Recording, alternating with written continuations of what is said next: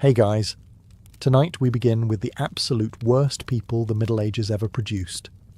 The outlaws, the murderers, and the walking disasters that somehow survived long enough to make history.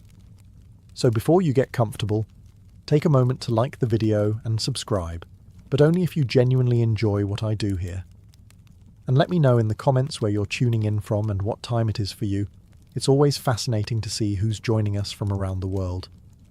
Now dim the lights, maybe turn on a fan for that soft background hum, and let's ease into tonight's dark, muddy journey together. If you think your career path has been chaotic, meet Eustace the monk, a man who started as a Benedictine cleric and ended up as a pirate so annoying that both England and France tried to kill him, repeatedly. Born around 1170 in northern France, Eustace joined a monastery, presumably seeking peace, humility, and all the other things that sound good until you actually try them. After a few years of prayer and porridge, he realized he preferred the thrill of setting things on fire. So he left, robbed a few people, burned a few houses, and declared that God had called him to adventure. It's unclear whether God agreed. At some point, Eustace picked a fight with a noble named Renaud de Damartin, a feud that escalated from insults to arson faster than you can say, "Forgive us our trespasses." After losing his lands, Eustace turned to piracy, because if you can't win on land, you might as well start stealing other people's boats. He quickly became the most unpredictable man on the channel. One year he was raiding France for King John of England. The next, he was raiding England for the French. Essentially, Eustace was a one-man NATO crisis. Chroniclers said he was a master of disguise, able to vanish into thin air, which probably just meant he was decent at running away in fog. He also claimed to have studied black magic. This was medieval shorthand for knows how to lie convincingly. Supposedly, he could summon storms and control the wind, though in reality, he probably just waited for bad weather and took credit. In 1217, Eustace's luck ran out at the Battle of Sandwich, when the English caught him on his ship. He offered to pay ransom, which is adorable, considering how much he'd already stolen. The English politely declined and cut off his head. They displayed it on the mast, which, in the 13th century, counted as both closure and interior decoration. To the French, he was a patriotic rogue. To the English, a demonic pest. To everyone else, he was proof that sometimes quitting the monastery isn't personal growth. It's just the start of a new crime spree. In the 14th century, Ireland didn't have many celebrities, but it did have Alice Keitler, who managed to become famous, rich, and accused of witchcraft, all before her fourth husband mysteriously died. Some people leave behind a legacy of good deeds. Alice left behind a trail of corpses and unanswered questions. She was born into money, married into more, and quickly realized that being a medieval woman with a functioning brain was suspicious enough. But when all four of her husbands died under what polite society called peculiar circumstances, that suspicion escalated into full-blown hysteria. The town of Kilkenny decided she was either a serial widow with terrible luck, or a witch with excellent aim. According to the official charges, Alice had a personal demon named Robin Artisan, who appeared as a black dog, a shadowy man, or possibly just a convenient excuse. She was accused of poisoning her husbands with powders, ointments, and unholy herbs, which sounds like witchcraft, but could also describe medieval medicine. Witnesses swore she sacrificed animals, chanted Latin backwards, and held secret parties with her coven. In other words, she was doing what everyone else in Kilkenny did on weekends, just with better marketing. The local bishop, Richard de la Drede, launched a moral crusade against her, because nothing says holy man like obsessively chasing a woman with money. Alice, being smart, immediately fled to England before anyone could light a torch. Her servant, Petronilla de Meath, wasn't so lucky. She was flogged, tortured, and burned alive, becoming Ireland's first recorded witch burning, and a grim reminder that medieval equality had a very specific ceiling. Alice vanished after that, never seen again. Some say she lived out her days in England, others claim she fled to Flanders, and one theory insists she married again, which, if true, proves she either had incredible confidence or an unstoppable hobby. Whether she was guilty or not doesn't really matter. In medieval Europe, wealth, independence, and an above-average survival rate were already witchcraft. Alice Keitler's real crime wasn't sorcery. It was outsmarting the system long enough to get away with it. And that, in the Middle Ages, was practically supernatural. If you ever needed proof that medieval nobility was a bad mix of power and untreated insanity, look no further than Gilles de Rais, France's wealthiest war hero turned full-time psychopath. Born in 1405, Gilles was everything the Middle Ages loved in a man: noble blood, military talent, and a castle large enough to require its own postal code. He fought alongside Joan of Arc, the teenage visionary who made grown men cry and the English reconsider their life choices. Gilles was her loyal companion, brave, devout, and probably the only man in 15th century France who showered twice a year voluntarily. But after Joan's execution, something inside him broke. Maybe it was grief, guilt, or just a deeply suppressed flair for chaos. He retired from war, built a theatre in his castle, and started staging bizarre plays featuring angels, demons, and himself in every starring role. From there, things went downhill fast. And by downhill, we mean directly into the abyss. Gilles surrounded himself with alchemists, astrologers, and other people who promised wealth in exchange for a few ingredients. Unfortunately, one of those ingredients was often human. Rumours spread that he was kidnapping children from nearby villages, hundreds, according to court records. Witnesses described rituals, candles, strange chants, and Gilles losing his temper whenever gold failed to appear. Basically, a medieval cryptocurrency experiment gone horribly wrong. When the church finally took notice, Gilles was arrested and interrogated, though in fairness, interrogation in the 15th century involved less conversation and more persuasion with hot irons. He confessed to everything: murder, sorcery, and poor life choices. Historians still debate how much was real and how much was extracted via creative questioning. But even by medieval standards, his reputation was beyond salvageable. In 1440, Gilles de Rais was hanged, burned, and half-heartedly forgiven. Some called him France's first serial killer. Others said he was a scapegoat for noble corruption. Either way, you can't go from fighting beside a saint to ending up on the church's "do not invite to dinner" list without earning it. His castles crumbled, his name was erased, and his legend lingered.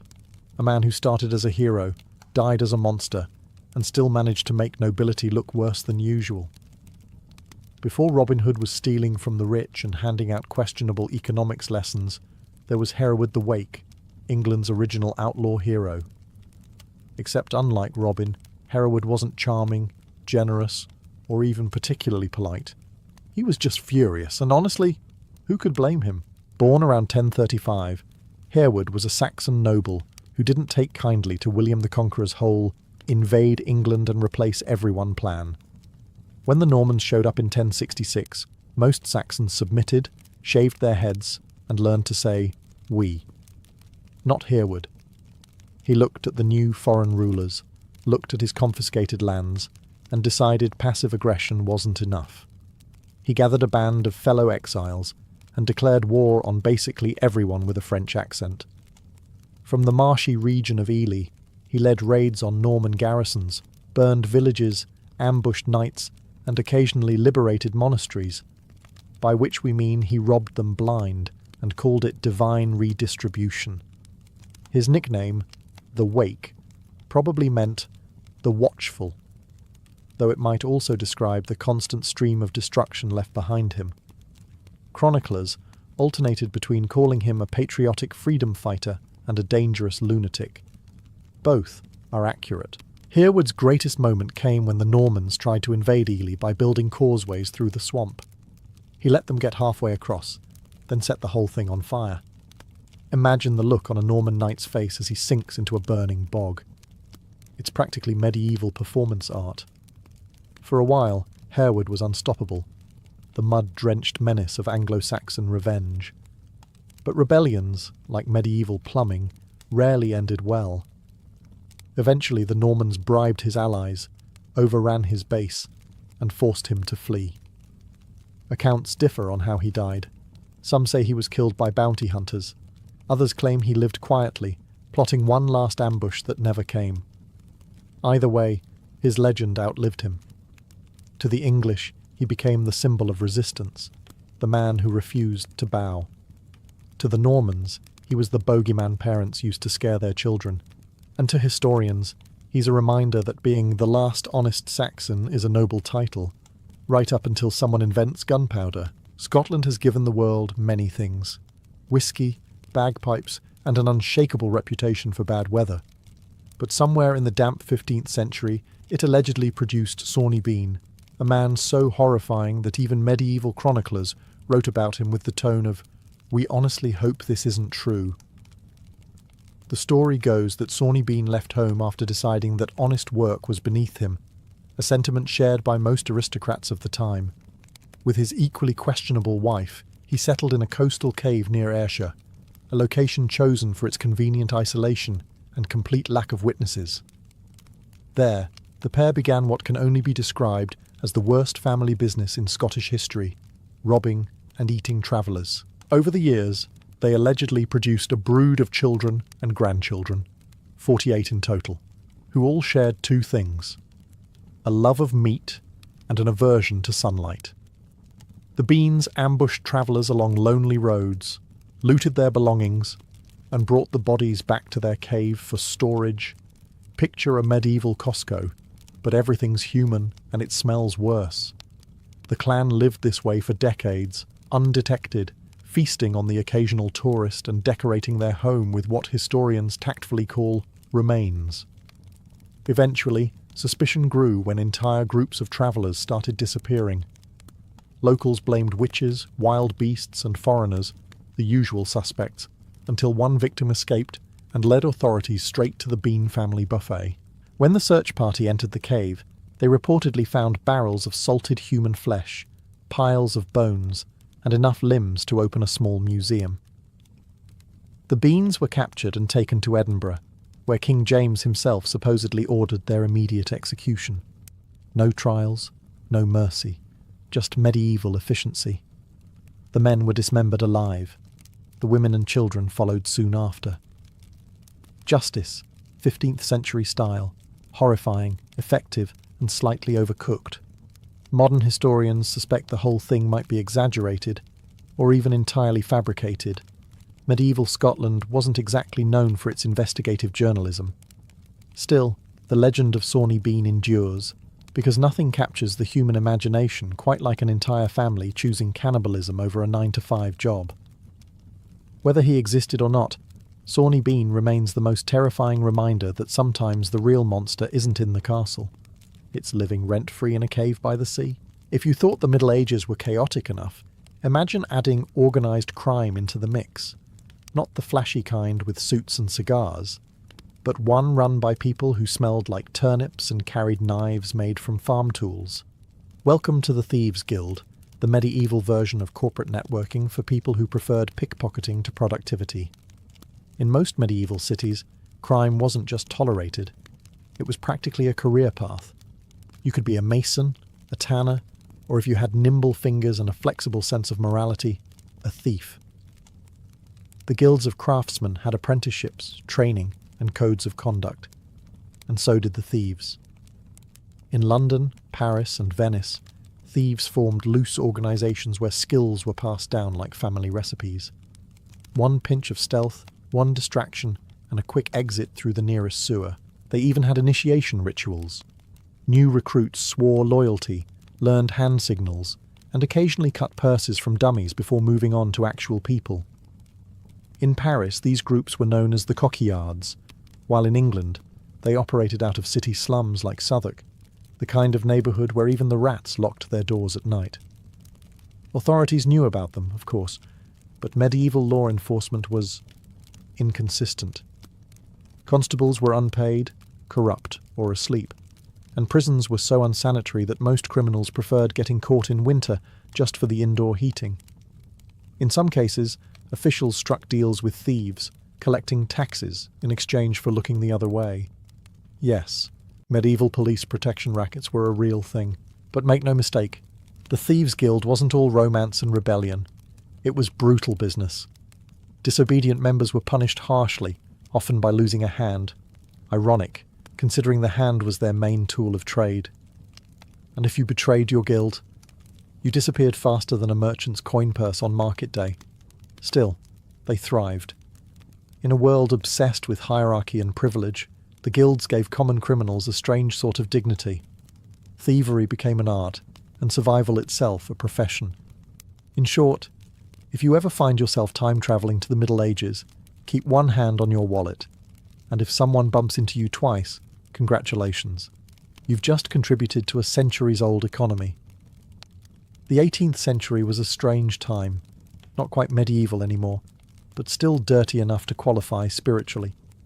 And in this murky in-between age rode Dick Turpin, England's most famous highwayman, a man whose reputation galloped far faster than his actual horse ever did.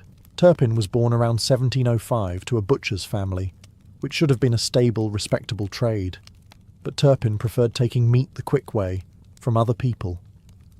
He started out stealing cattle, then horses, and eventually realised that robbing people directly was much less paperwork. Thus began his illustrious career as a highwayman, the medieval version of a mugger, but with better fashion sense. He wasn't alone. The roads around London were crawling with ambitious criminals, each convinced they were God's gift to organised theft. Turpin stood out because he understood branding. He dressed well, spoke politely, and had a flair for drama.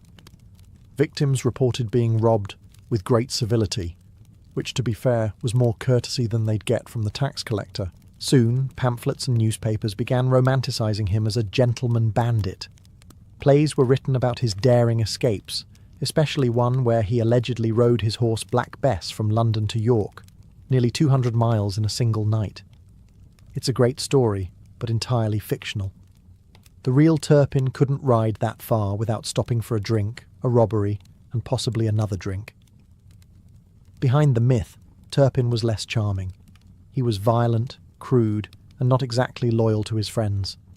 After one robbery went wrong, he shot a man for recognising him, fled north, and started living under the fake name John Palmer, which would have worked better if he hadn't immediately started stealing horses again. His downfall came when he left a letter to his brother and forgot to pay postage. The postmaster recognised his handwriting, because apparently Turpin was the only criminal in Yorkshire who wrote like a poet. He was arrested, tried, and hanged in 1739 before a cheering crowd. Ever the showman, he bowed to the audience before the rope snapped, proving that even in death, Dick Turpin never missed his curtain call.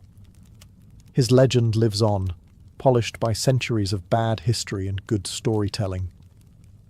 The real Turpin was no gentleman, just a thief who happened to look good on paper.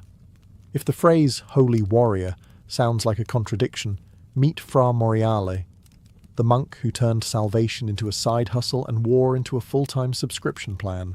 Born around 1310 in Provence, Fra Moriale, real name Montreal d'Albano, joined the Order of the Knights Hospitaller, a religious brotherhood dedicated to healing the sick, protecting pilgrims, and occasionally stabbing anyone who didn't agree with them.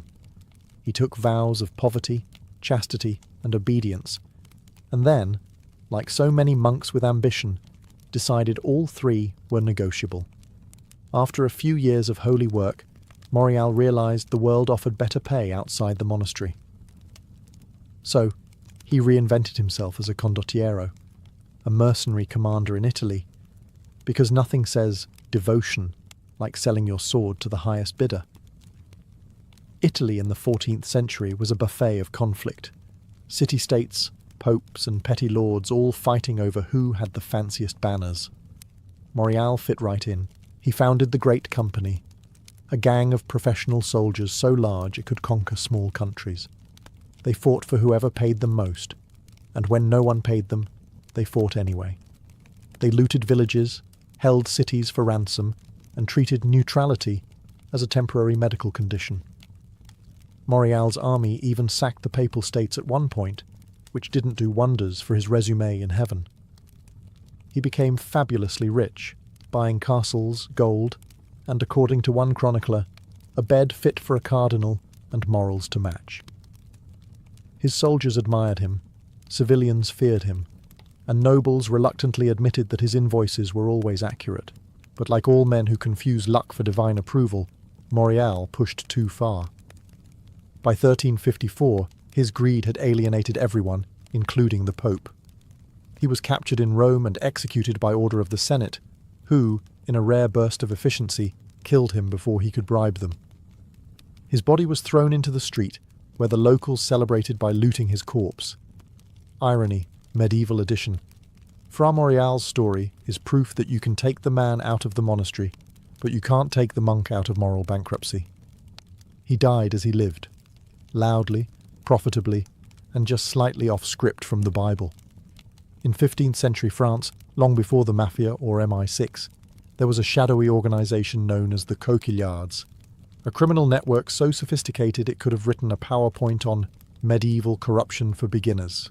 They operated mostly in Dijon, Burgundy, the kind of place where half the citizens were drunk, the other half were plotting, and everyone was related. The Coquillards weren't simple pickpockets. They were professionals, con artists, and master impersonators. If there was a coin to steal, a letter to forge, or a gullible noble to charm, they were already 3 steps ahead. Their name, Coquillards, came from the word for shell, a reference to the scallop shell worn by pilgrims. They'd pose as pious travellers returning from Santiago de Compostela, spouting religious jargon while quietly robbing their hosts blind. Think of them as medieval influencers. All image, no accountability. They spoke their own coded language, a secret argot filled with slang, symbols, and sarcasm.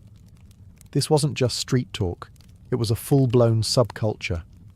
A thief might call a purse a fish, a knife, a light, and an arrest a misfortune from God's left hand. The goal was to confuse everyone except your accomplices, and it worked beautifully.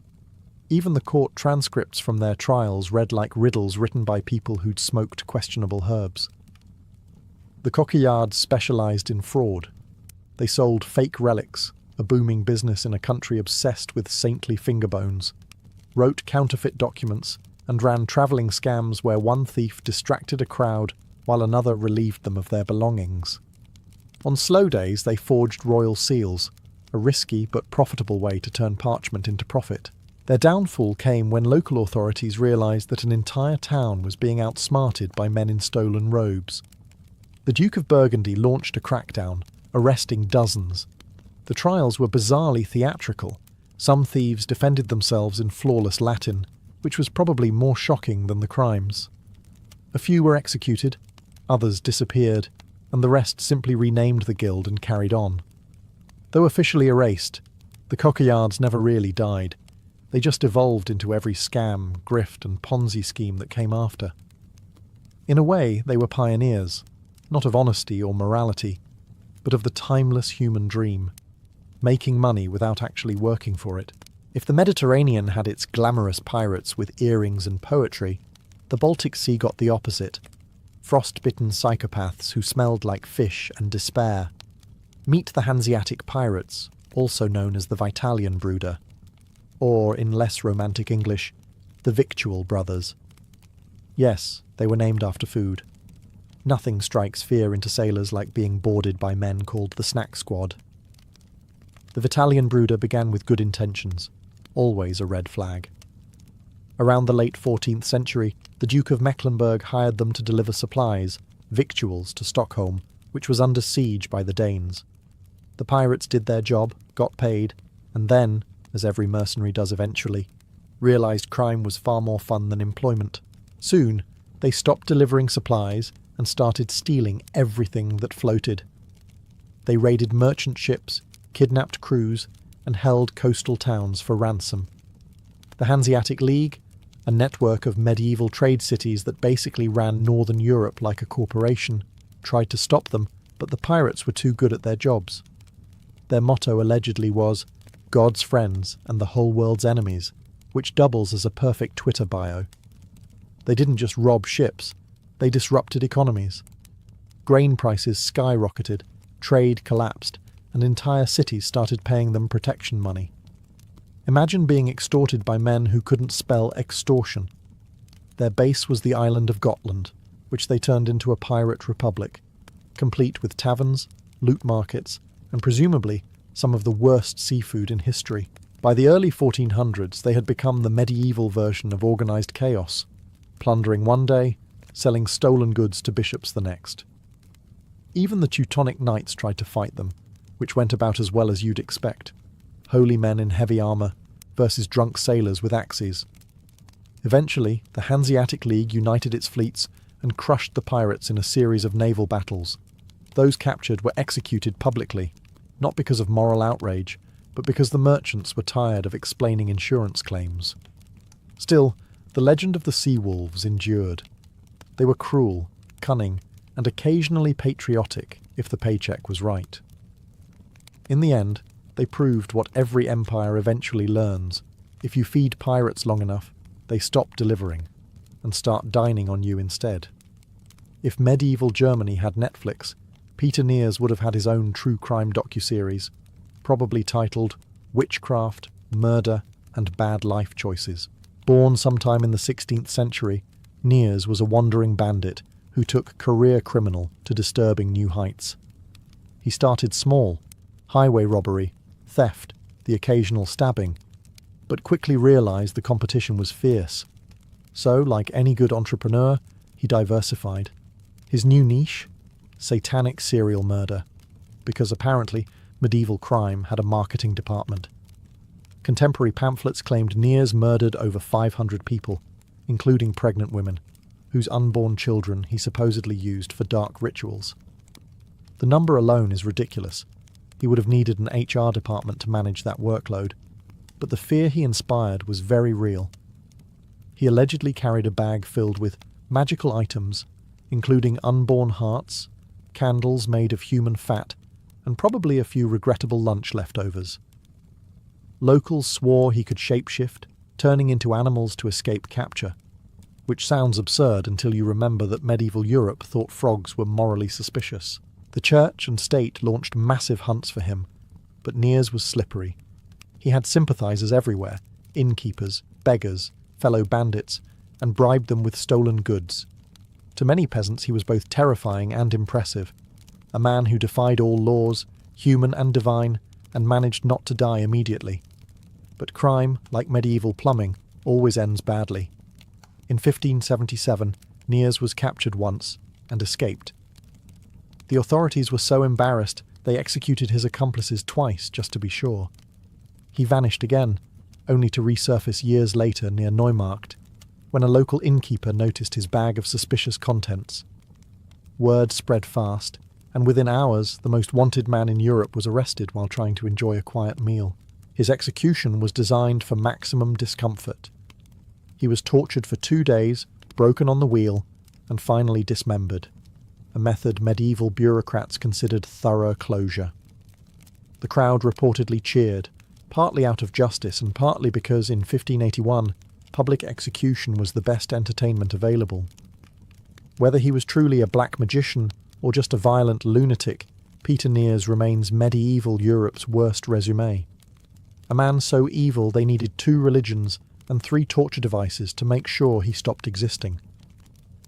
Every so often, the Middle Ages produced a man who looked around at the mud, hunger and taxes and said, "You know what? No." One such man was Robert of Redesdale, an English rebel who proved that if life gives you feudalism, you can at least set it on fire. It was the summer of 1469, and England was halfway through the Wars of the Roses, a long-running family argument about who got to sit on the throne and ruin the economy next. While nobles slaughtered each other in decorative armour, peasants were left broke, hungry, and one tax away from revolution. Enter Robert. Historians don't agree on who he really was. Some say he was a disgruntled knight, others a common soldier, and one chronicler simply described him as an angry man with influence, which could also describe most of medieval England. Whatever his origins, Robert rallied thousands of peasants, farmers, and minor gentry under his banner. not with promises of liberty and justice, but with something far more powerful: revenge on the people who overcharged them for bread. The rebellion of Redesdale swept through northern England like a bad rumour. Castles were raided, manors burned, and officials were dragged out of their homes for the medieval equivalent of a performance review.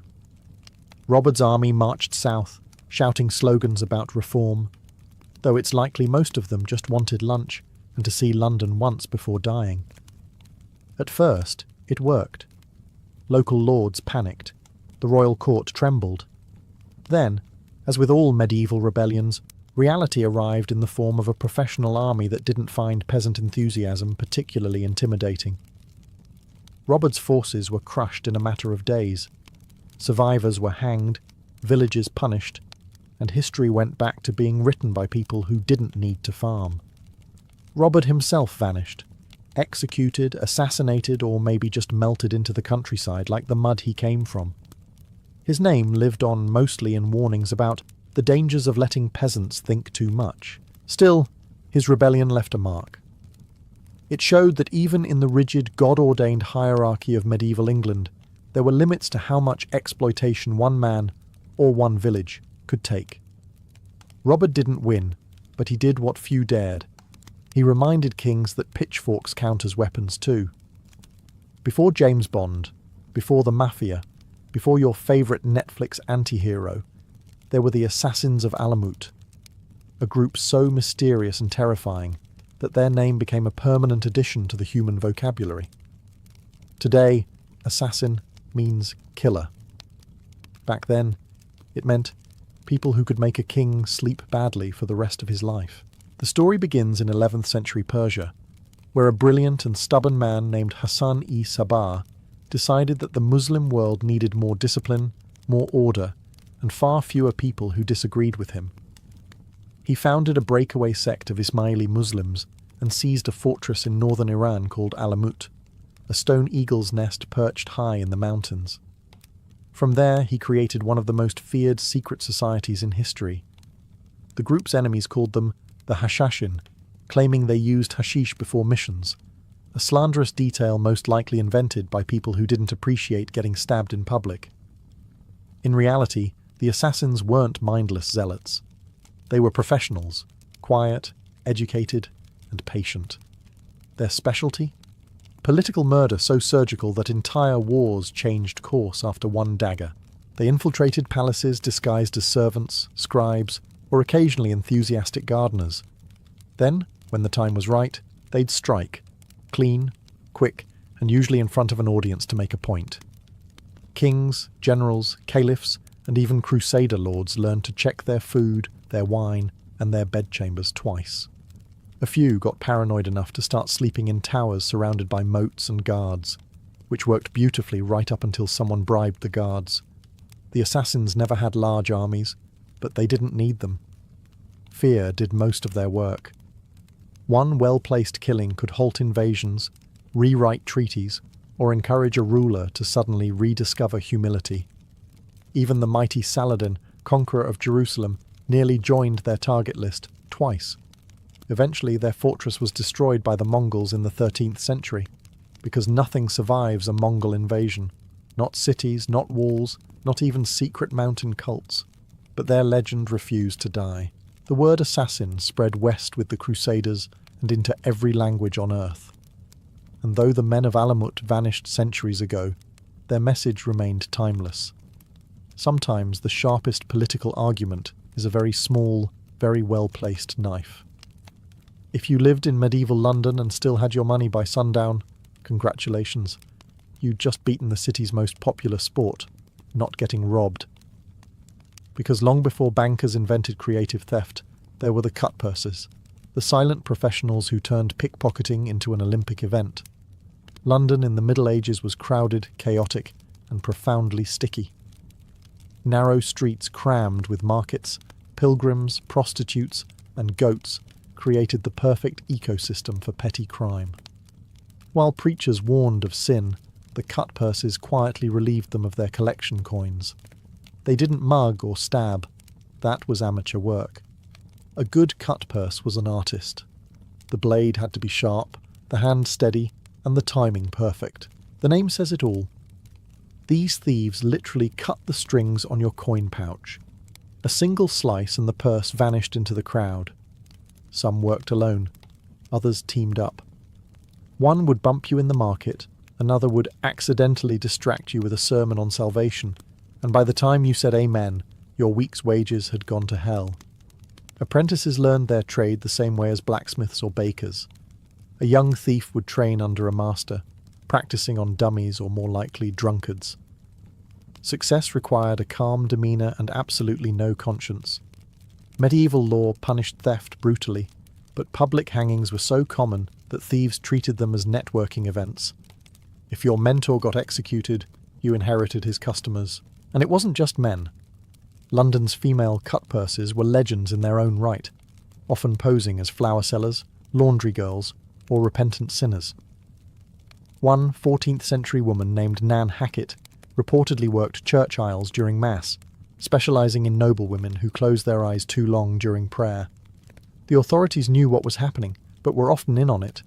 Sheriffs, judges and guards all took their cuts, sometimes literally. For every thief dangling from the gallows, 3 more were plying their trade in the crowd below. Over time, the word cut purse became a cultural insult, a way to describe anyone morally flexible, from pickpockets to politicians. And honestly, little has changed. Modern London may have fewer pouches and more pockets, but the spirit of the cut purse lives on, usually behind a screen, in customer service or at your bank. When you hear the name Vlad the Impaler, you probably think of the vampire myth. Brooding castles, bats, and a mild drinking problem. The truth is much simpler. Vlad didn't drink blood. He spilled it efficiently, in bulk, and with terrifying administrative consistency. Born in 1431 in Transylvania, Vlad of Wallachia inherited a small principality wedged between the Ottoman Empire and Hungary, 2 countries that treated Wallachia less like a nation and more like a chew toy. His father, Vlad Dracul, had joined a knightly order called the Order of the Dragon, which sounds noble, but was really just a medieval HOA for men with swords and anger issues. Vlad Jr. inherited the name Dracula, meaning son of the dragon, and took it a bit too literally. As a young prince, he spent years as a political hostage under the Ottomans, where he learned diplomacy, military strategy, and how much he hated everyone. When he finally reclaimed his throne in 1456, he decided to fix his country's crime problem by making punishment slightly worse than the crimes. His preferred method, impalement, the subtle art of inserting a wooden stake through the body and leaving the victim to contemplate their life choices until gravity took over. Thieves, liars, ambassadors, and even ungrateful dinner guests all faced the same fate. Foreign envoys who refused to remove their hats before him were nailed to their own skulls, which, admittedly, settled the etiquette debate quickly. When the Ottomans invaded, Vlad reportedly impaled 20,000 prisoners outside the capital as a warning. The invaders turned around. Honestly, who wouldn't? To his subjects he was both protector and nightmare. Crime vanished, partly due to fear, partly because half the population was decorating the countryside. Merchants could leave gold on the street overnight and find it untouched in the morning, assuming they didn't mind the smell. Vlad was eventually captured by the Hungarians, released, and then killed in battle.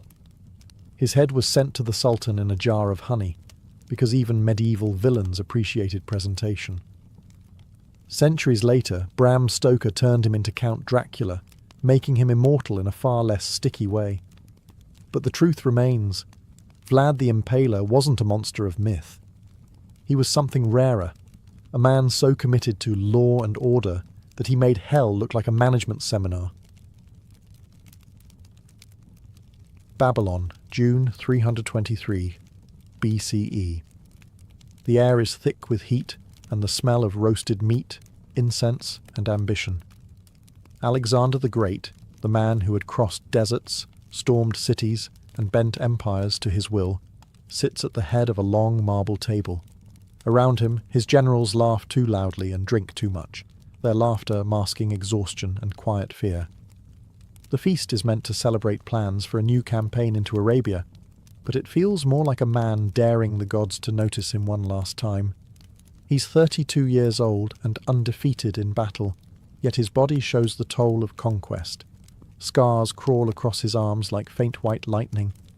His voice is hoarse, his eyes bloodshot from weeks of drinking and little sleep. But he's still Alexander, and in Babylon, that means no one dares to look away when he raises a cup. Another toast, he commands, and the room obeys. He drinks deeply, wine mixed with water, honey, and perhaps something else. The cup clatters back to the table. For a moment, his face tightens. He waves it off with a laugh. The great king, who once marched through Persian palaces, now struggles to stand from his own table.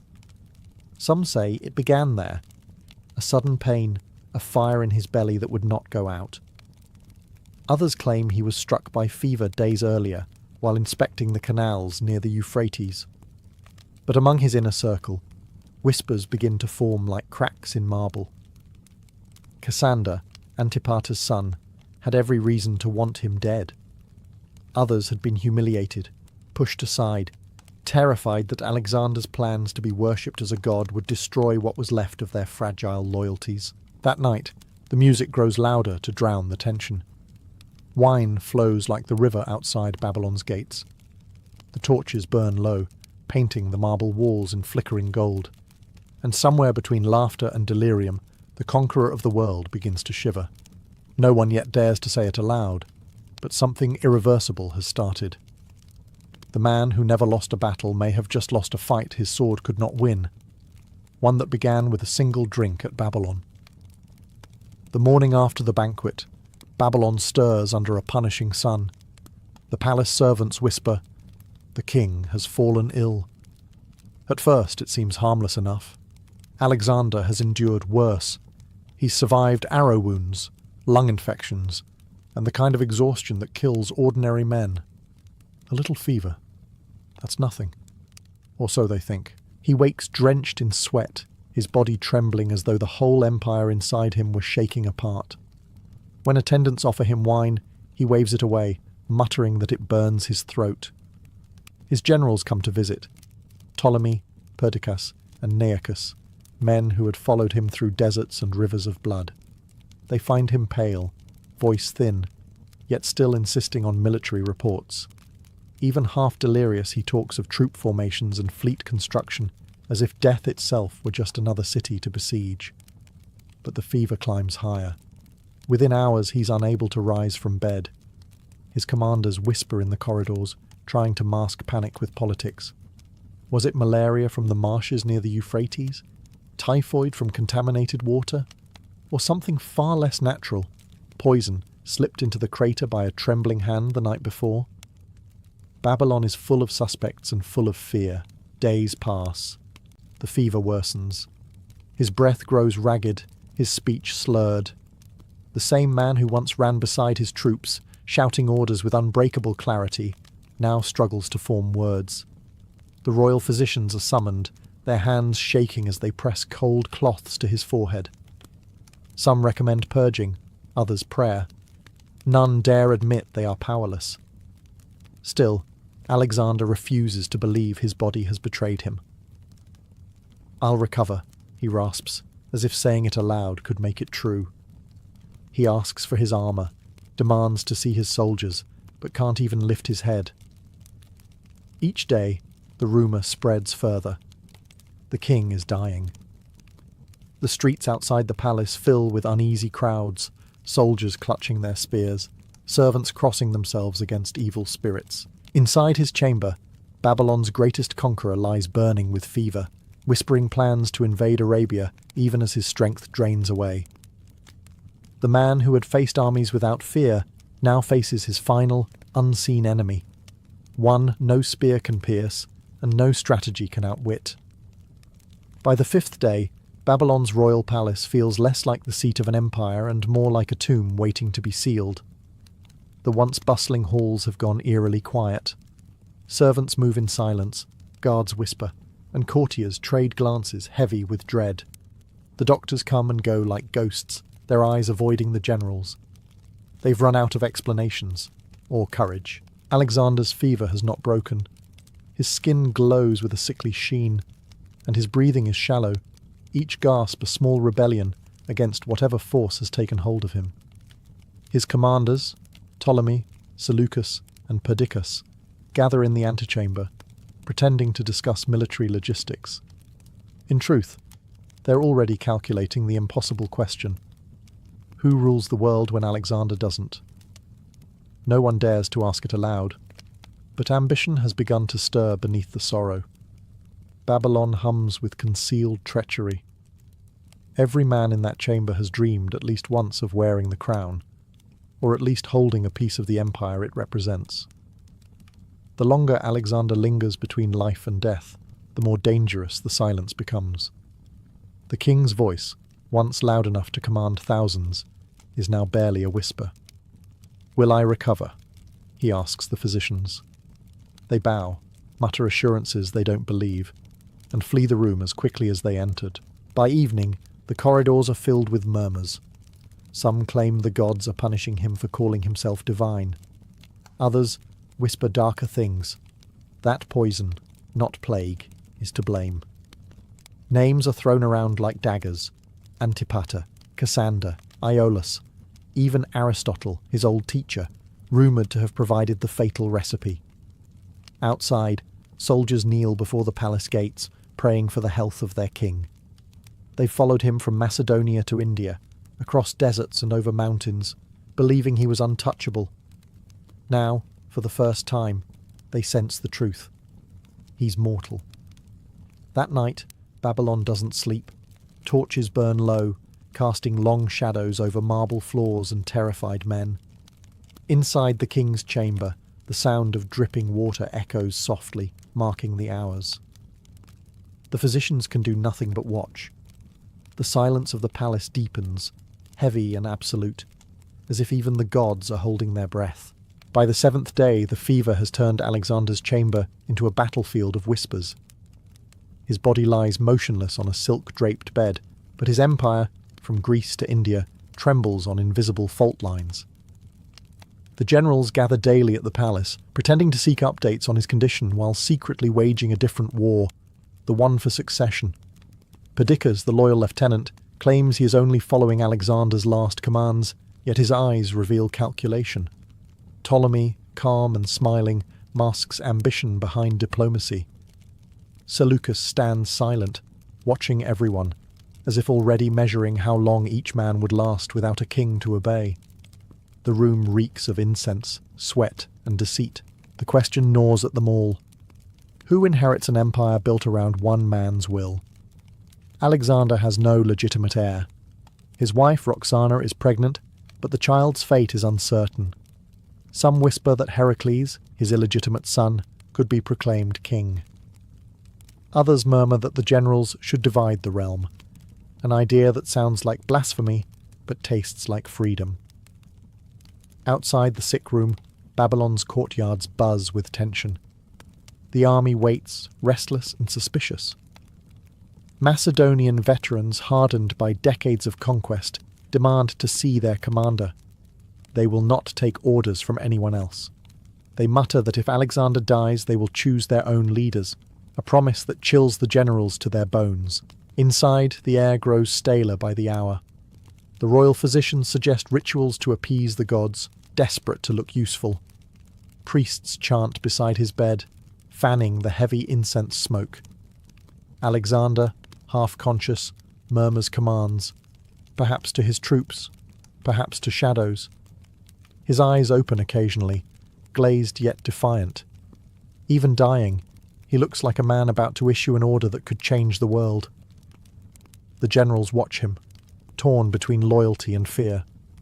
They need him to live, but also dread what he'll do if he recovers and learns of their scheming. Every cough, every sigh feels like an omen. By nightfall, they stand in silence at the edge of his bed, pretending to pray. But each man's thoughts are elsewhere, on armies, provinces, and crowns waiting to be seized. In that dimly lit chamber, the world's most powerful men quietly begin to plan for a world without Alexander. By the 8th day, The palace gates can no longer hold back the tide. Thousands of soldiers, sunburned, scarred, and still loyal to the man who led them from Macedon to the edge of India, gather outside, demanding to see their king. Rumours have replaced orders. Some say he's recovering. Others whisper he's already dead, and that the generals are hiding it to divide the spoils in secret. Inside, the atmosphere grows unbearable. The scent of rot and burning oils mixes with the heavy perfume meant to mask it. The guards outside Alexander's chamber stand like statues, unsure whether they're protecting their king or guarding his corpse. The generals argue in hushed tones, but their voices still leak through the marble walls. Ptolemy urges calm. Perdiccas snaps that the men outside will riot if they aren't given proof of life. At last, they decide to let the army pass. One by one, the soldiers file through the great bronze doors. They come barefoot and unarmed, not as warriors, but as mourners. The line stretches endlessly through the palace courtyard, a living river of grief. Inside the royal chamber, Alexander lies still, his face pale as the linens beneath him. He cannot speak. He cannot move. Yet as the men enter, something remarkable happens. When each soldier kneels beside the bed, Alexander opens his eyes, just enough to meet theirs. He raises his hand slightly, trembling but unmistakably alive. A faint smile crosses his lips, half a gesture, half a command. It is enough. The soldiers fall to their knees, some weeping openly.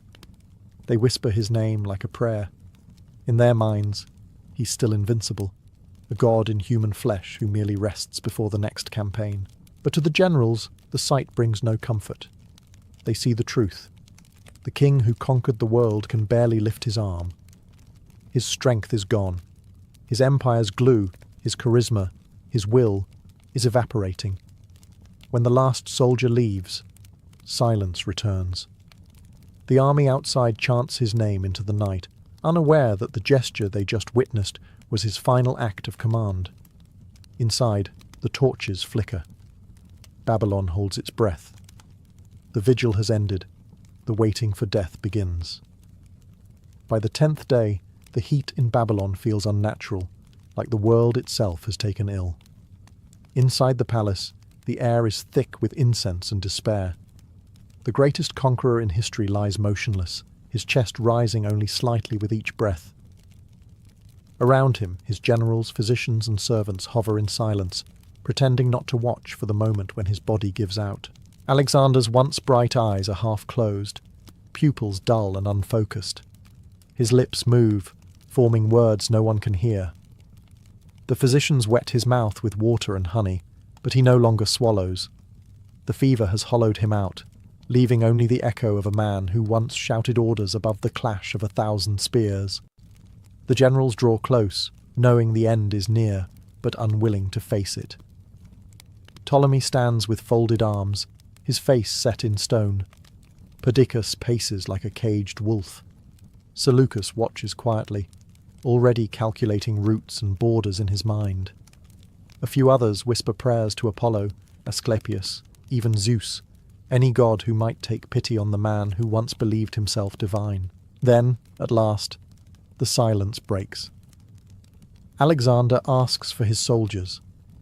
His voice is barely a rasp, but they understand. Word spreads through the palace, and soon the courtyard fills again. One by one, the veterans who followed him across continents enter the chamber. Some kiss his hand, others simply bow, unable to speak. He gestures faintly toward his generals. A final act of unity or command, no one can tell. Someone leans close and asks who should rule after him. His eyes drift, his breathing slows. The words come out faint, almost lost to the air. To the strongest. A moment later, the hand that once held the fate of nations falls still. The torches flicker, as if the gods themselves exhaled. Outside, the chanting soldiers go silent, sensing what has happened before anyone tells them. For a heartbeat, Babylon is utterly still. No war cries, no footsteps, no sound. Just the weight of a death too large for one room to contain. The conqueror of the world has taken his final breath, and the world itself seems unsure how to continue without him. When the word spreads, it doesn't travel, it explodes. Babylon erupts in grief and disbelief. Soldiers tear their tunics, women wail from rooftops, and priests rush to the temples to offer sacrifices that feel meaningless now. The greatest man alive, the living God, is dead. And the empire he forged, that impossible patchwork of cultures and loyalties, shudders like a cracked statue. Inside the palace, chaos replaces ceremony. The generals argue in whispers that grow louder with every hour. Who speaks for the king now? Perdiccas demands they wait for official rites. Ptolemy insists on securing the treasury before looters smell weakness. Others talk of taking Alexander's body back to Macedon, but even that sparks a fight. Babylon has become a war council dressed in mourning clothes. Outside, thousands of soldiers kneel in the dust. Many refuse to believe the news. He cannot die, one mutters. He's Alexander. To them, he is not a man, but an idea, and ideas don't die of fever. They beg to see the body, to touch him, to prove that their god-king still breathes. When the gates finally open, the procession moves like a storm. Torches light the courtyard as the soldiers file in, silent but shaking. The body lies on a raised bier, draped in royal silk, the faint scent of embalming oil already in the air. His armour gleams beside him, the same bronze cuirass that had caught the sun at Gaugamela. Some of the veterans collapse to their knees, pounding their fists against the stone. Others whisper his name over and over, as though repetition could undo death. Even the elephants kept in the royal stables trumpet mournfully, spooked by the collective anguish. That night, Babylon doesn't sleep. Fires burn along the city walls, 1,000 small suns flickering against the desert sky. The markets are silent, the taverns empty. Every home glows with lamplight, every face looks toward the palace. For 12 years, Alexander's name had meant victory, destiny, divine favour. Now it means something heavier: loss. In the echoing streets of Babylon, a single truth settles like dust after battle. No one can rule the world forever, not even Alexander. Death did not end Alexander's wars. It merely changed the battlefield. Within days of his passing, Babylon's marble halls became a chessboard of ambition. The generals who once toasted his victories now plot in the same rooms, where his body lies embalmed in honey and myrrh. His corpse, radiant and eerily lifelike, becomes the most coveted relic on earth, the symbol of authority itself. Whoever possesses it, some whisper, holds the right to rule. Perdiccas, as commander of the royal army, takes charge of the arrangements. He declares that Alexander's body must be returned to Macedonia to rest beside his father, Philip II. The others nod politely while quietly planning theft. Ptolemy, the shrewd Macedonian stationed in Egypt, has other ideas. He believes the body belongs in a new capital, his capital, Alexandria. A dead god makes an excellent foundation for a living city. The golden funeral carriage is unlike anything the world has ever seen. A rolling temple, adorned with statues, columns, and a gilded canopy glittering under the sun. It will take months to reach Macedon, and everyone knows there are plenty of opportunities for it to change direction. As the procession departs Babylon, thousands of soldiers march alongside, weeping and silent. But behind them, the empire they fought for begins to unravel. Rival factions arm themselves. Letters are sent in secret. Assassins prepare to ensure one man's funeral becomes another man's coronation.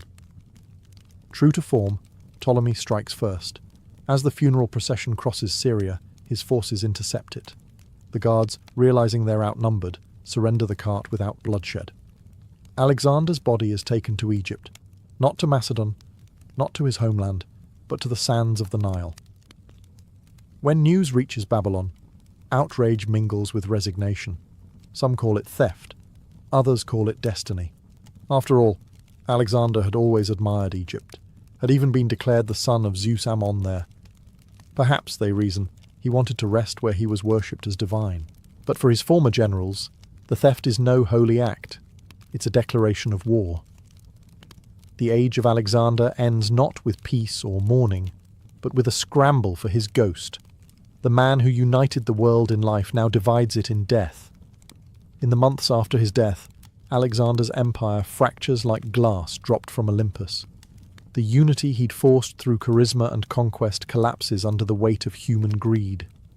His generals, once bound by his brilliance, now carve the world into kingdoms. They call themselves diadochi, successors, but each behaves like a scavenger at a divine feast. Perdiccas claims to rule as regent for Roxana's unborn son Alexander, but the others do not recognize him. Ptolemy secures Egypt, guarding the stolen body like a holy relic. Antigonus takes Asia, Seleucus eyes Babylon, and Cassander seizes Greece. The empire of one man splinters into rival realms, each dripping with ambition and betrayal. Meanwhile, Alexander's corpse becomes more powerful than any living king. Ptolemy installs it in Memphis, then later moves it to a marble tomb in Alexandria, where pilgrims line up to see the man who once called himself the son of Zeus. Over the years, the tomb becomes a shrine, a political symbol, and eventually, a mystery. Its exact location vanishes from record, as if even death refused to pin him down. Stories begin to spread like wildfire. Some say Alexander never truly died, that he ascended to the gods who fathered him. Others claim his body refused to decay, proof of divine favour. Poets sing of his exploits, painting him as both conqueror and saint, tyrant and visionary. To the Greeks, he is Achilles reborn. To the Persians, a cursed destroyer. To later generations, a myth that will not fade. His soldiers, scattered across continents, carry his legend home. They tell of a man who dreamed bigger than the earth itself, who crossed deserts as if chasing the horizon, who wept because there were no worlds left to conquer. In their memories, the fever that killed him becomes something poetic, a punishment from jealous gods rather than disease. By the time centuries pass, no one agrees on how he died, only that he changed the course of history. Kings will borrow his name, generals will chase his shadow, and cities will rise on the ruins he left behind. Alexander the Great may have fallen in Babylon, but the myth he created, brilliant, ruthless, and immortal, never truly stopped marching. The year is 48 BCE. Egypt is divided not by foreign invaders, but by family. Cleopatra VII, the last daughter of the Ptolemaic dynasty, finds herself driven from Alexandria by her younger brother and co-ruler, Ptolemy XIII. The royal court has turned against her, a nest of scheming eunuchs and tutors who whisper poison into the boy king's ear. Cleopatra flees into the desert with only a handful of loyal followers, leaving behind the marble halls of the palace for a tent beneath the endless Egyptian stars. Meanwhile, far to the west, Julius Caesar arrives in Alexandria, not as a lover, but as a man of law, or at least Roman law. He's chasing the ghost of Pompey, his rival and former ally, who has fled to Egypt for safety. But when Caesar lands on Egyptian soil, he discovers a gruesome gift: Pompey's severed head, presented by Ptolemy's courtiers in a misguided attempt to please Rome. Caesar is not amused. The boy king's gesture reeks of barbarity and bad politics. It's in this volatile moment that Cleopatra makes her move. She knows Egypt's throne is not won with armies, but with opportunity. Wrapped in a carpet, or perhaps a linen sack, depending on which historian you trust, she has herself smuggled into Caesar's private chambers in the royal palace. When the rug unfurls, the conqueror of Gaul finds not an assassin, but a 21-year-old queen, dishevelled from travel yet radiant with confidence. Cleopatra speaks 7 languages. Caesar speaks power. Between them, words become weapons and admiration a kind of treaty. She pleads her case, not as a helpless exile, but as a ruler wronged by treachery. Caesar listens, intrigued. He's 52, weary from decades of war, but in this Egyptian queen he sees a reflection of his own ambition, relentless, intelligent, and unafraid.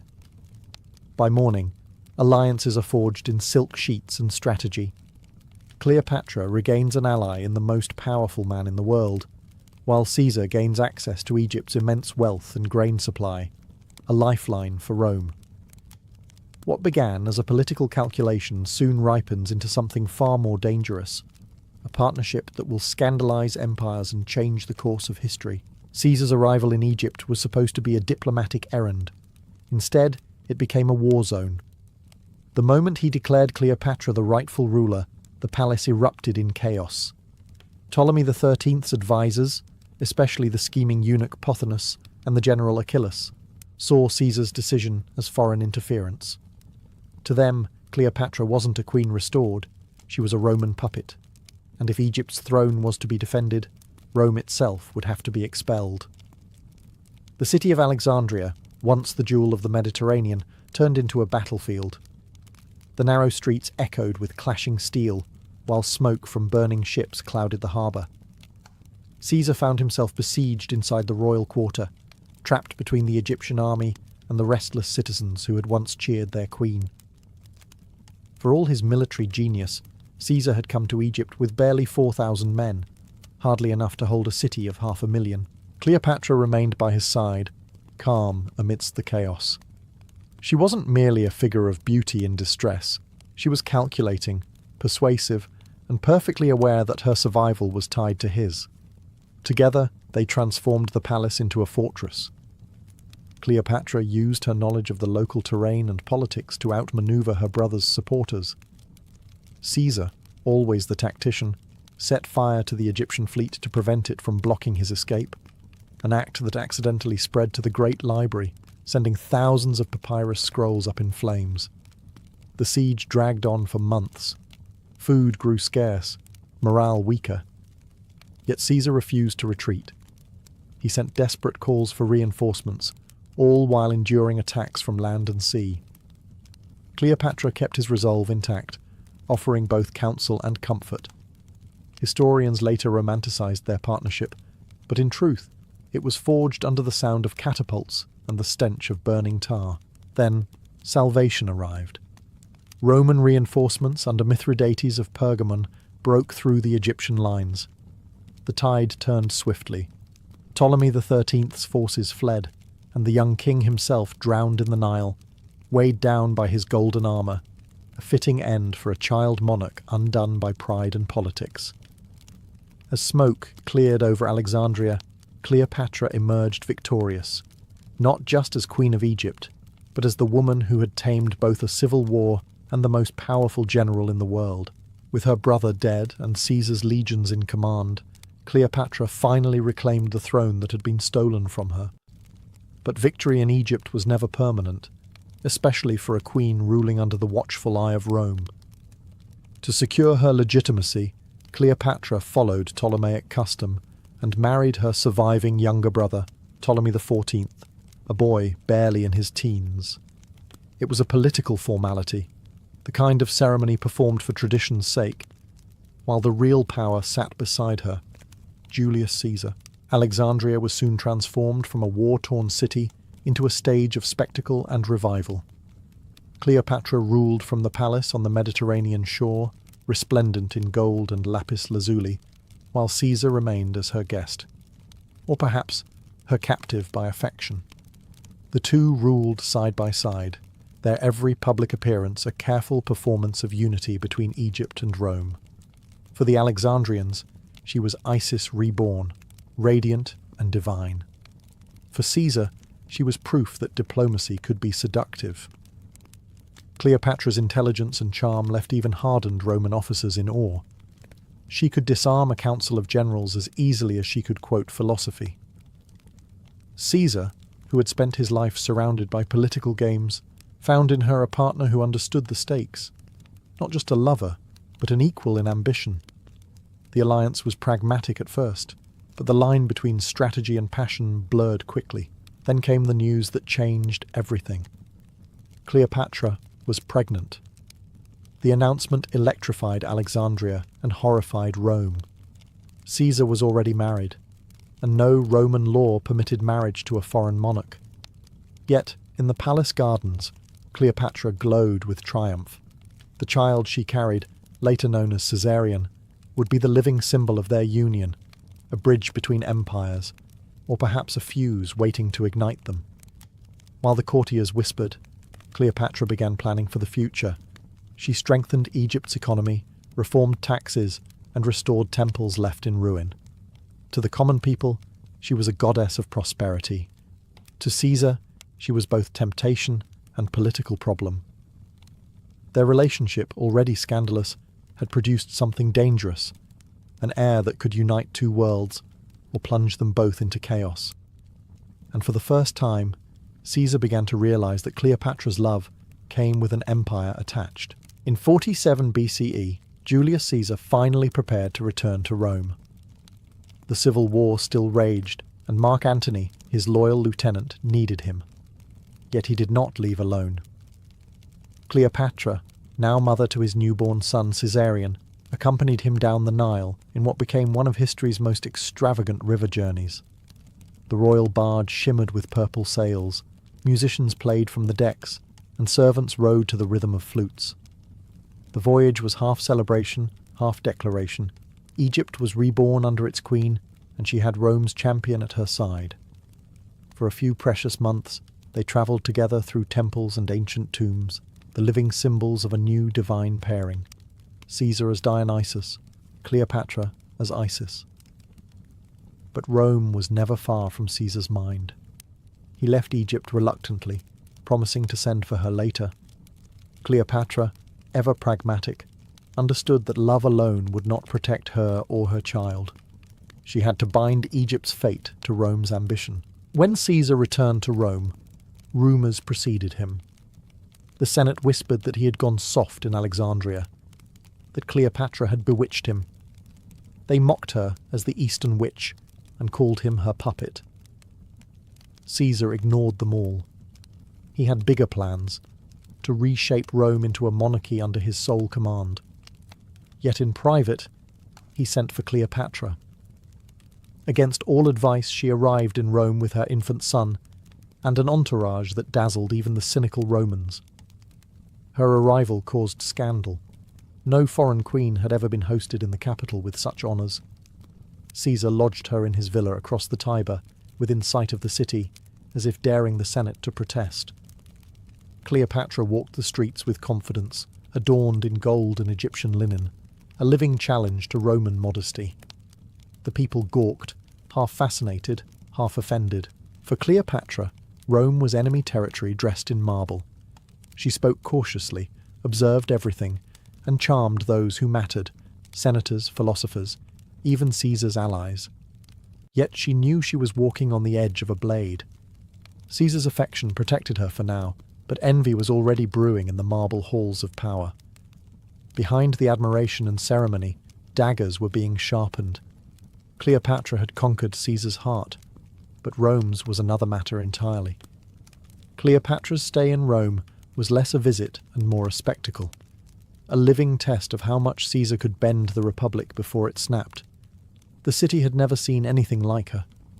Draped in Egyptian linen, wearing jewels that caught the Italian sun, she arrived at public events with the poise of a goddess and the confidence of a conqueror. To the Romans, she was exotic, dangerous, and fascinating, the embodiment of a foreign power that had seduced their most powerful man. Caesar placed a golden statue of her in the temple of Venus Genetrix, the Roman goddess from whom he claimed descent. The message was clear and scandalous. Cleopatra was no mere guest. She was divine, perhaps even kin to Rome's own gods. Senators seethed. To them, this was blasphemy, not worship, but humiliation. A foreign queen, worshipped beside Venus, was proof that Caesar had lost his Roman sense of restraint. In the shadows of admiration lurked resentment. The Roman elite whispered that Cleopatra's influence was growing, that she urged Caesar to crown himself king, that she sought to replace the Republic with an empire ruled from Alexandria. Whether any of this was true hardly mattered. Perception in Rome was poison, and Cleopatra's presence provided plenty of it. Still, Caesar seemed unmoved. He continued his reforms, rewrote calendars, and planned vast building projects. He even renamed a month, July, in his own honour, and whenever he retreated to his villa across the Tiber, Cleopatra and their son were waiting. Caesarion, golden-haired and curious, was proof of a bond that defied politics.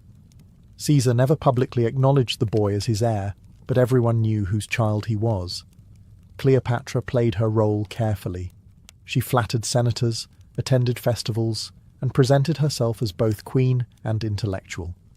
In private, she observed the Republic's slow collapse, a theatre of ambition where every smile hid a dagger. She understood Rome better than most Romans did. It was a place where love was never just love, and alliances were written in blood. When omens began to appear, strange lights in the sky, prophetic warnings, Caesar laughed them off. Cleopatra did not. She had seen enough courts fall to know what envy and fear could do to powerful men. Rome, she sensed, was holding its breath, and not in admiration. By 44 BCE, Julius Caesar stood at the height of his power, and on the edge of a knife.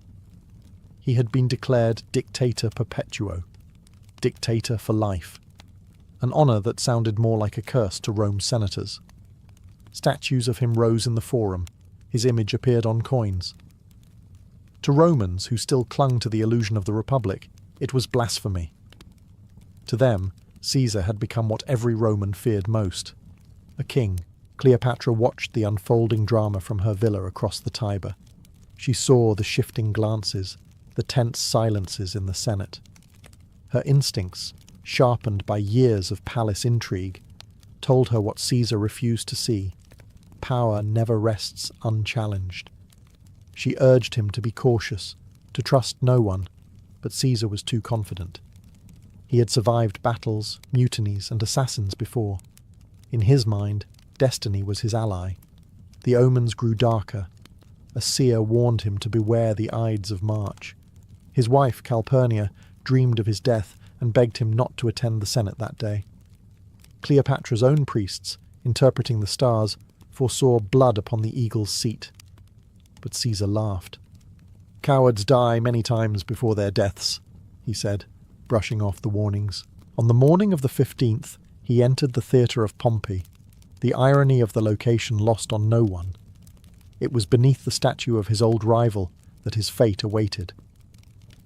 Surrounded by men he considered allies, Caesar took his seat.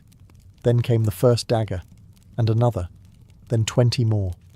When he finally saw Brutus among them, the man he trusted like a son, his strength faltered. "Et tu, Brute?" he whispered, or so legend claims, before collapsing at the base of Pompey's statue. In a single moment, Rome's most powerful man became a lifeless body on a marble floor. Outside, the city trembled. Rumours flew across the Tiber like smoke.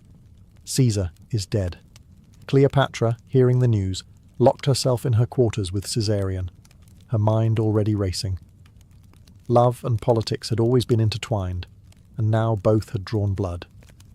For Rome, it was the end of a dictator. For Cleopatra, it was the beginning of a reckoning. Panic swept through Rome like wildfire. The Senate that had slain Caesar thought it had saved the Republic. Instead, it had unleashed chaos. Crowds filled the streets, demanding vengeance. Soldiers loyal to Caesar's memory prowled the Forum, chanting his name. Bonfires burned late into the night, as if the city itself were trying to purge its guilt. Amid the confusion, Cleopatra knew one truth. Rome was no longer safe. She had arrived as a guest of the most powerful man in the world. Now she was the lover of a murdered tyrant, the foreign queen blamed for his downfall. The whispers began almost immediately, that she had bewitched Caesar, that her influence had driven him toward monarchy, that the daggers had been meant as much for her as for him. Rome, which had once admired her exotic charm, now spat her name like a curse. Cleopatra's villa across the Tiber became a fortress of fear. Servants fled. Roman officials avoided her. Messengers arrived with conflicting news. Caesar's body had been burned in the Forum. His friend Mark Antony had seized control of the army. The assassins had fled the city. Cleopatra waited, calculating her next move. She had seen how quickly love turned to ruin, and Egypt, her Egypt, could not be left undefended. One night, under a moonless sky, she slipped away. Her ships, waiting quietly at Ostia, sailed before dawn. The voyage home was silent and tense. Each creak of the deck seemed to echo with memories. Laughter shared with Caesar, the cries of Rome on fire, the faint murmur of her child sleeping below deck. Caesarion was her last link to him, and perhaps her greatest danger. If Rome learned of his parentage, the boy could become both a prize and a target. When Alexandria's lighthouse appeared on the horizon, Cleopatra exhaled for the first time in weeks. The city shimmered under the Egyptian sun, familiar and treacherous all at once. She had returned a widow of empire, carrying not only a child, but a legacy soaked in Roman blood. In the marble halls of her palace, she swore a quiet oath. Caesar might be dead, but through Caesarion, his line, and her ambition would live. Rome had slain her lover, but it had not seen the last of his queen. In the power vacuum left by Caesar's assassination, Rome tore itself apart once again. Senators fled, armies switched loyalties, and the Republic bled in the streets. Out of this chaos rose a familiar face, Mark Antony, Caesar's loyal general and friend. Charismatic, ambitious, and dangerously impulsive, Antony seized the moment. He spoke to the people as Caesar once had, turning grief into fury. Soon, he stood as Rome's new strongman, balancing on a knife's edge between statesman and demagogue. Cleopatra watched from Alexandria with cautious fascination. She knew Antony well by reputation, a man of appetite, equally drawn to power and pleasure. Unlike the cold, calculating Caesar, Antony ruled through emotion. He drank heavily, loved theatrically, and fought with the energy of a man trying to outlive his own vices. Yet beneath his recklessness, Cleopatra recognized something else: opportunity. Rome's fragile balance fractured again when Octavian, Caesar's adopted heir, challenged Antony's authority. The two men entered into a tense alliance, each pretending to serve the Republic while plotting its final destruction. In this dance of ambition, Egypt became essential once more. Antony needed ships, money, and grain. Cleopatra had all three, and a keen understanding of how to make a Roman kneel. In 41 BCE, Antony summoned Cleopatra to Tarsus to answer accusations that she had betrayed Rome during the civil wars. Most rulers would have gone trembling. Cleopatra arrived as a goddess. Her golden barge sailed up the Cydnus River with purple sails billowing in the wind, silver oars flashing in the sunlight. Incense drifted across the water. Attendants dressed as cupids fanned her throne. Antony, waiting on the shore, found himself watching a legend come to life. When Cleopatra stepped ashore, she didn't bow. She greeted Antony as an equal, a performance both political and personal. Within days, he was captivated. The meeting that was supposed to be an interrogation became a coronation of desire. Cleopatra knew exactly what she was doing. She had traded one Roman general for another, but this time she would be the one setting the terms. As Antony followed her back to Alexandria, the pattern of history repeated itself. Empire bending toward the will of a woman who ruled not only with beauty, but with strategy sharper than any sword in Rome. When Mark Antony entered Alexandria at Cleopatra's side, it felt like déjà vu. Another Roman swept up in Egypt's spell. But this time, Cleopatra was no young queen seeking survival. She was a seasoned ruler, sharper, wiser, and fully aware of the stakes. With Caesar gone, and Rome divided between Antony and Octavian, she saw her chance not just to preserve Egypt, but to shape the world once more. Their partnership quickly deepened into passion, and politics intertwined. Cleopatra hosted Antony in dazzling feasts. Tables of gold, rivers of wine, and endless entertainment meant to remind him that Egypt could offer what Rome never could: grandeur without restraint. They called themselves the inimitable livers, lovers who lived like gods. Yet beneath the laughter, the stakes were deadly serious. Cleopatra needed a protector. Antony needed her wealth to fund his campaign against Parthia. Each pretended it was love. Each knew it was power. In the years that followed, Cleopatra bore him 3 children. Twins Alexander Helios and Cleopatra Selene, and a son, Ptolemy Philadelphus. To her people, she was Isis incarnate. To the Romans, she was once again the dangerous enchantress who had corrupted another of their heroes. The Senate fumed when Antony granted eastern lands to Cleopatra and their children. Rome saw betrayal. Antony saw destiny, an empire reborn, ruled from Alexandria rather than the Tiber. But the myth of Caesar and Cleopatra still lingered, haunting them both. Octavian, Caesar's heir, understood how to weaponize it. He painted Antony as a man enslaved by a foreign queen, declaring that Cleopatra sought to make Rome her servant. It was a lie, but a useful one. The image of the proud Roman general bowing to an Egyptian temptress was enough to ignite war. When the final conflict came, the Battle of Actium, it would destroy them both. But that is another story, one that ends in tragedy and immortality. For now, as the sun set over the Nile, Cleopatra stood on her palace balcony, her children sleeping and Antony laughing below. She had loved 2 Romans and outlived both in legend. Their empires would fade, but her myth, the Queen of Kings, the woman who ensnared Rome itself, would never die. In ancient Egypt, death was not the end. It was the beginning of eternity. Life on earth was seen as a fleeting test, a brief rehearsal for the great voyage to the afterlife. The Egyptians believed that when a person died, their soul, the ka, left the body but still needed a physical form to return to. Without preservation, the ka would wander aimlessly, lost between worlds. Thus began one of humanity's most astonishing rituals, mummification, a sacred craft that transformed the dead into divine beings. The moment death was declared, the 70-day countdown began. The family summoned a team of specialized priests, known as the Servants of Anubis. These men were not ordinary morticians. They were guardians of cosmic order, repeating the same rites perfected over thousands of years. Before touching the body, they performed purification rituals, washing themselves in sacred water, burning incense, and reciting hymns to Anubis, the jackal-headed god of embalming. The deceased's name was whispered over the body to reawaken spiritual recognition. Every motion from this point carried meaning. Nothing was done by chance.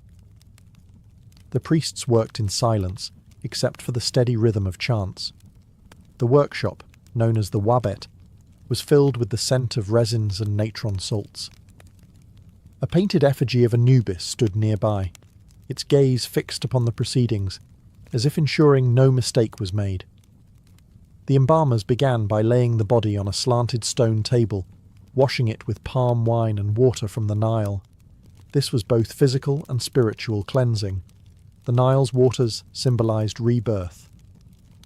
Offerings of bread, beer, and perfume were placed at the head of the deceased to nourish the spirit during the long transformation ahead. The extracted organs were not discarded. They were placed in 4 beautifully carved canopic jars, each guarded by one of the sons of Horus, deities who watched over the organs in the afterlife. The jackal-headed Duamatef protected the stomach. The falcon-headed Kebesenuef guarded the intestines. Hapi, with the head of a baboon, watched over the lungs, and Imseti, with a human face, guarded the liver. These jars were placed beside the coffin as vital companions to the deceased.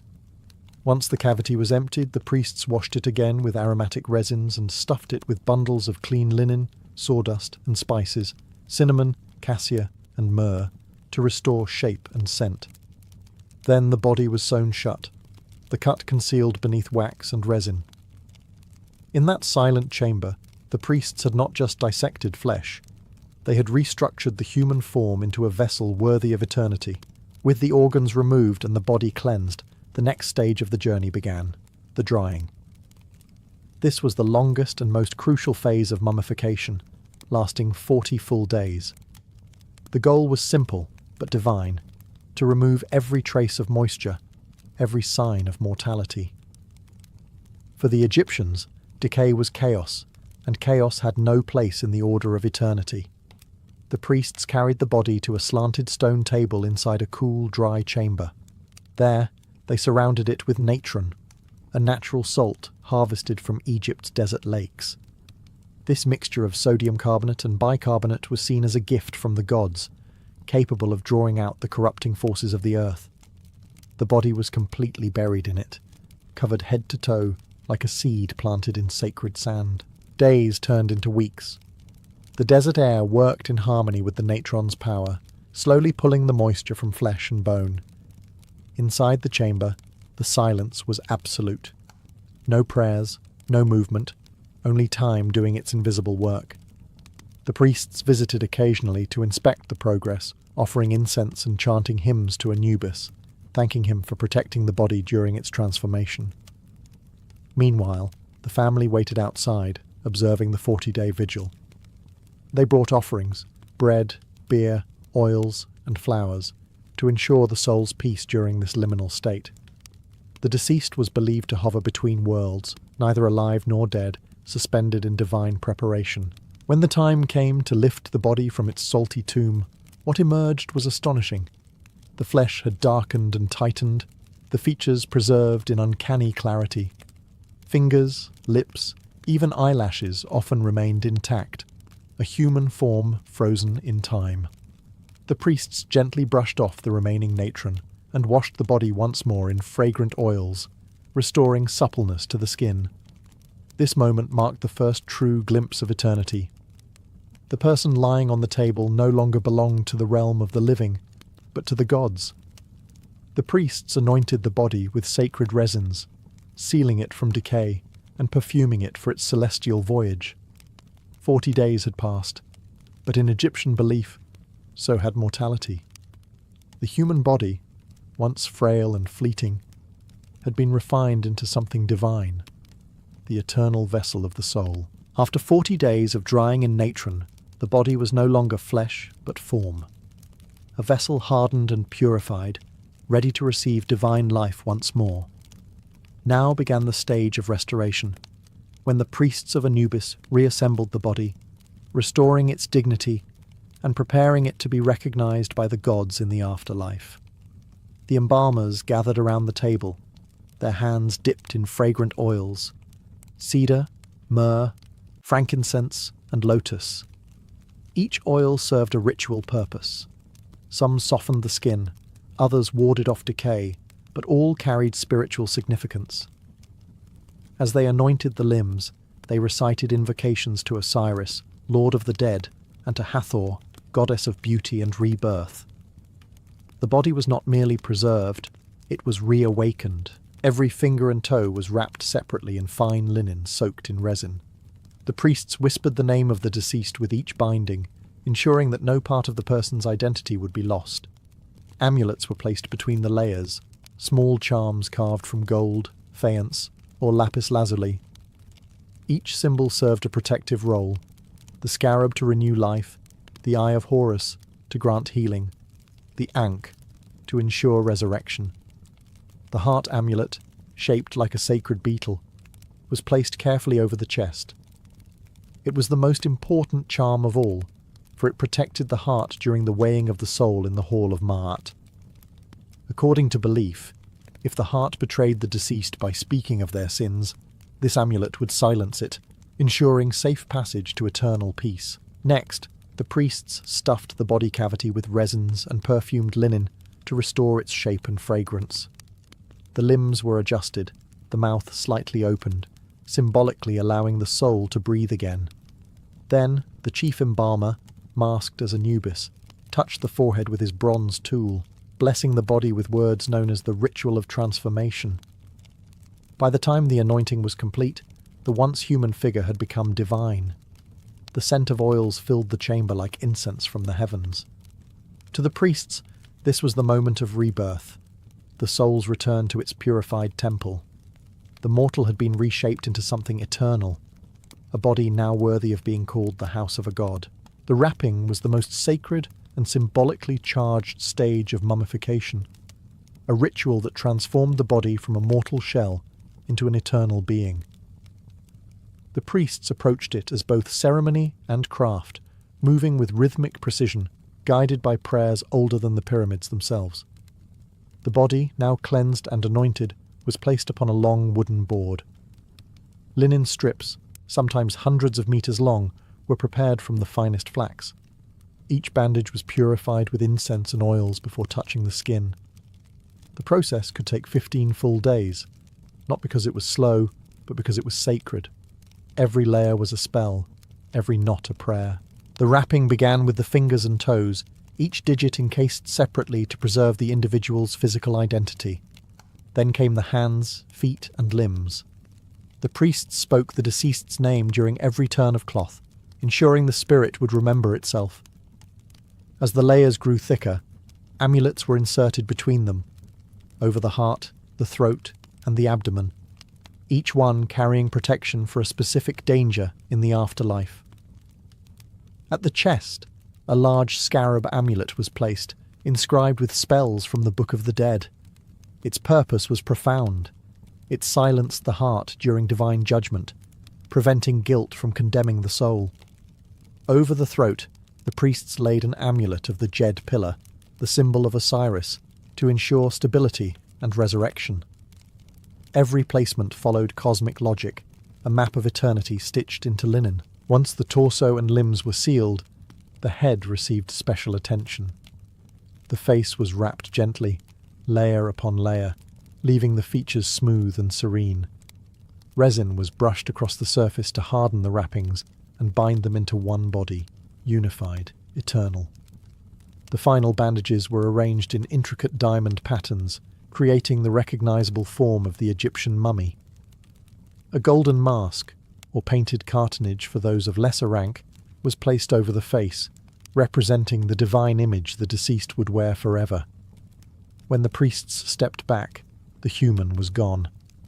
In its place lay a godlike figure, silent, radiant, and eternal. The wrapping was complete, but the spirit's journey was only just beginning. The body now waited to be awakened by the sacred opening of the mouth ceremony, the final step before rebirth. The wrapping was complete, but the mummy, though flawless, was still lifeless, a sacred shell awaiting animation. To the Egyptians, preservation meant nothing without reawakening.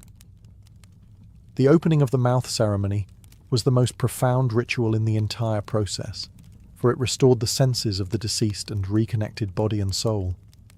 Only after this rite could the spirit eat, speak, see, and breathe in the afterlife. At dawn, the priests gathered before the wrapped body, which was now resting upright or laid within a decorated coffin. The chief officiant, often wearing the mask of Anubis, stood before it, holding a sacred instrument known as the peseshkef. Shaped like a small blade or chisel, it was modelled after the tool used in childbirth, symbolising a second birth, the rebirth into eternity. The ceremony began with purifications. Incense burned thick in the air, the scent of myrrh and frankincense mingling with chants to Osiris and Horus. Offerings of bread, beer, and milk were laid out before the mummy, representing the sustenance of life. The priests sprinkled holy water and drew circles in the sand to mark the boundaries between worlds. Then came the rite itself. The peseshkef was touched to the mouth, eyes, ears, and nose of the mummy. Each touch was accompanied by a declaration. May your mouth open to speak the words of truth. May your eyes open to see the light of Ra. May your nostrils open to breathe the air of life. The body, long silent and sealed, was symbolically revived. In that moment, the mummy was no longer an object. It was a person again, ready to walk into the afterlife as an immortal being. The ritual concluded with the offering of food and drink, which the newly awakened spirit was believed to consume on a spiritual level. For the Egyptians, this act was not metaphorical, it was real. The opening of the mouth transformed death into continuity, silence into speech, stone into life. It was both farewell and promise, that the person's soul would live on, free to speak their name before the gods. And in Egypt, to speak one's name was to live forever. With the opening of the mouth complete, the body had been reborn. Yet one last step remained before the journey to the afterlife could begin, the burial itself, a ceremony both grand and solemn. For the ancient Egyptians, this was not merely the disposal of remains. It was the sacred delivery of a soul into eternity. The procession began at sunrise. Priests, mourners, and family members walked through the desert toward the tomb, carrying the mummy in a gilded coffin. The coffin itself was a work of devotion, painted with hieroglyphic spells, adorned with protective deities, and aligned with the stars.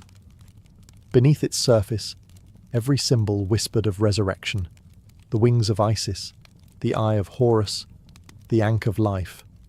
Musicians played mournful flutes, while women, often hired professional mourners, wailed to echo the cries of the goddess Isis mourning her husband Osiris. Before the tomb, the priests halted to perform the final purifications. The coffin was lowered to the ground while incense burned and water from the Nile was sprinkled in blessing. Offerings of bread, beer, onions, and wine were presented to sustain the soul on its long voyage. Each offering was accompanied by a recited spell from the Book of the Dead, ensuring that no hunger, thirst, or harm would plague the spirit in the afterlife. Inside the tomb, the burial chamber awaited, walls painted with vivid scenes of paradise, the soul sailing with Ra across the heavens, hunting in green fields, and greeting long-lost ancestors. The canopic jars were placed beside the coffin, along with amulets, statues, and personal belongings, everything from combs to jewellery to writing palettes. Even servants made of carved clay, called ushabti, were included to serve the deceased in eternity. As the final act, the coffin was gently lowered into the sarcophagus. The priests sealed the chamber with stone, reciting the words, "May your soul live forever in the field of reeds." The mourners turned away, leaving offerings at the entrance as the tomb was closed for eternity. When silence returned to the desert, only the wind remained, carrying prayers across the sands. Deep within the tomb, the preserved body rested in stillness, awaiting its next awakening under the eternal sun of Ra. Death was never the end for an ancient Egyptian. It was the beginning of the soul's greatest journey. Once the tomb was sealed, the Ka, life force, and Ba, the personality or spirit, began their passage through the unseen world. Guided by spells from the Book of the Dead, written on the tomb walls and on papyrus scrolls, the deceased ventured into the Duat, the vast, shadowy realm of the afterlife. The journey was perilous. The Bay, often depicted as a human-headed bird, had to navigate caverns filled with serpents, fire lakes, and monstrous guardians who demanded secret names and passwords. Every trial mirrored moral truth, a reflection of how the person had lived. The heart, still resting inside the mummified chest, remembered all deeds, both noble and shameful. Eventually, the soul reached the Hall of Ma'at, the place of divine judgment.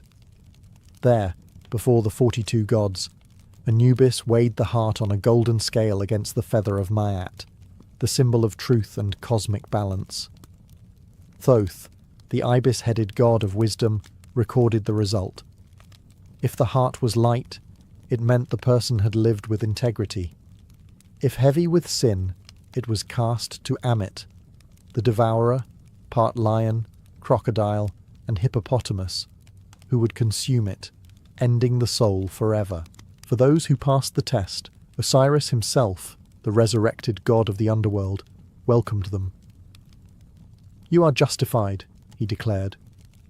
The soul then transformed into an Ak, a perfected spirit of light.